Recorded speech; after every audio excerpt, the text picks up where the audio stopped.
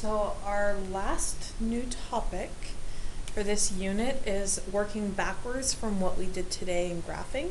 So being given a graph and then taking that graph and writing the equation from it. So at the top you can kind of see a checklist so that to go through to make sure you've covered all of your bases. So we're going to do 1, 2, and 3 right now, and then we'll do number 4 together in class, just to make sure we can clarify any questions that there might still be. So if we look at our method, first thing we need to do is we need to put a y equals. So on number 1, y equals. You can also use f of x, that's fine too. Step 2, take care of your vertical asymptotes or holes. So what that means is vertical asymptotes, those came from the denominator, and so did the holes. So if I look at my vertical asymptotes, this will be the equation or the expression x plus 4. This asymptote will be the expression x minus 1. So that means in my denominator, I need to have an x plus 4 and an x minus 1.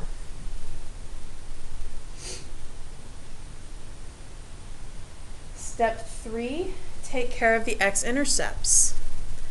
Okay, so these came from the denominator. Our x-intercepts come from the numerator. So my x-intercepts, I have at negative 4, so that'll be an x plus 4. I have a negative 1, so that'll be an x plus 1.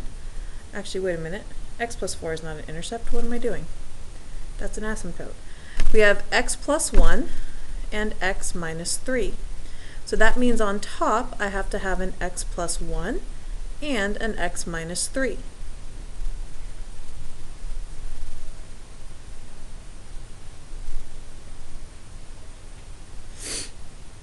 Okay, next up, if there is a horizontal asymptote, take care of that. So here we have a horizontal asymptote at 2. That means our limit of our equation has to equal 2 as we go to infinity. So how can we take care of that? So this is where we want to look at our degrees. So think your shortcuts. Right now, with what I have, if I were to FOIL this together, I'd get an x squared as well as an x squared on top. So my degrees are equal. So if they're equal, that means the ratio of my leading coefficients has to be 2. The only way to achieve that is that I had to have a 2 somewhere out there so that I can multiply the x plus 1 times the x minus 3 times 2 to get that leading coefficient of 2. Step 5, double check the y-intercept. So here we have a y-intercept of negative 1.5. Or sorry, positive 1.5, not negative.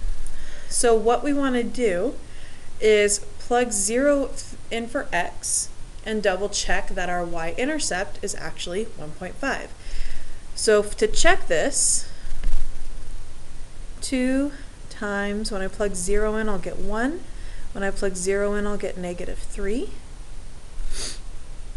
And on the bottom, I'll get 4 times negative 1. So we'll have negative 6 over negative 4, which reduces to 1.5, or 3/2. So that checks out.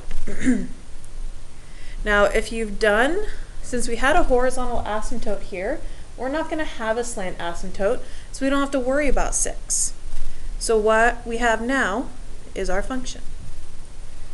So again, what we're doing is just kind of working with how we got each piece and putting it backwards into the equation itself.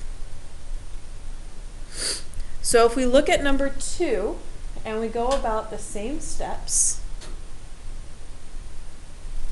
I'll switch colors just so as not to get confused. Start with y equals. vertical asymptotes, so this will be x minus 3, and that goes in the denominator. But I also notice that I have a whole here at negative 2. So that means I had an x plus 2 in the denominator and in the numerator, because they have the fact that they canceled out is what gives me the hole in the graph.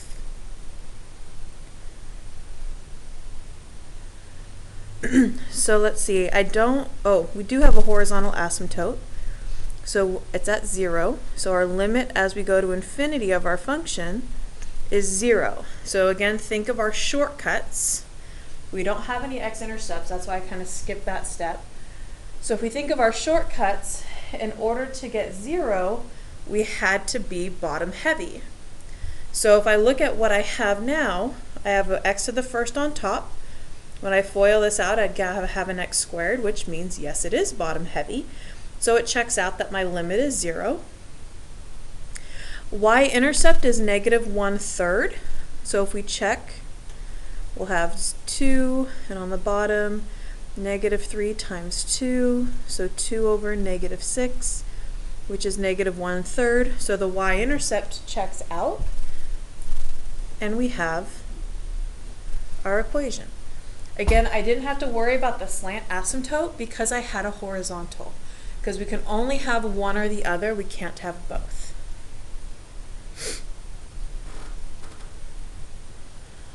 All right, on to number 3, and then like I said, we'll do 4 together in class. So number 3, we're again going to start the same way we did the others, with a y equals.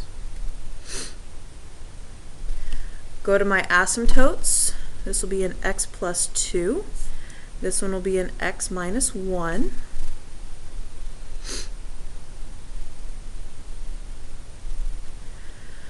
Then we go to our x-intercepts. So here we have x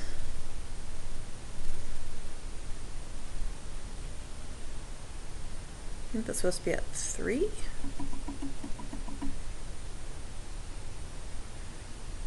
Yeah, that's supposed to be at 3. So x plus 3, and here we have x minus 2.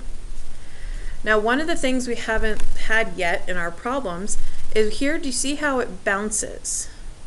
That means that we have to have an even degree on that or on that expression. So I'll have x plus 3, and then x minus 2 squared, so that it makes it bounce. Now I don't see any horizontal asymptotes, but I do see a slant asymptote. And so what we want to do is double check our y-intercept, and if we've done that correctly, then the slant asymptote takes care of itself. We don't have to worry about it. It'll be there in the equation. So last thing I want to check is my y-intercept, which is down here at negative 6. So if I plug in 0 for x,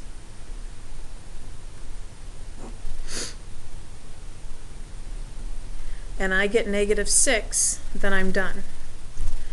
So we get 3 times 4 over negative 2, so 12 over negative 2 is negative 6. It checks out. If you really want to check, you can double check that you're at least top heavy to assure that you have the slant asymptote. And if we add up our degrees on top, we get 3. On bottom, we get 2. So it is top heavy, telling me we have a slant. But we don't have to really go through the division of it because we've done all the other parts. The slant asymptote is already a part of it. So this one had the slant. It also had the bounce that we have to watch for so that we remember to square. So like I said, we're going to do number 4 in class together. And then you'll have some graphs to write of your own, as well as some review, because we do have your quiz on Monday. So come with questions. If there's any part of the steps that you weren't sure about or that weren't clear, come with those, and we'll finish up these notes in class.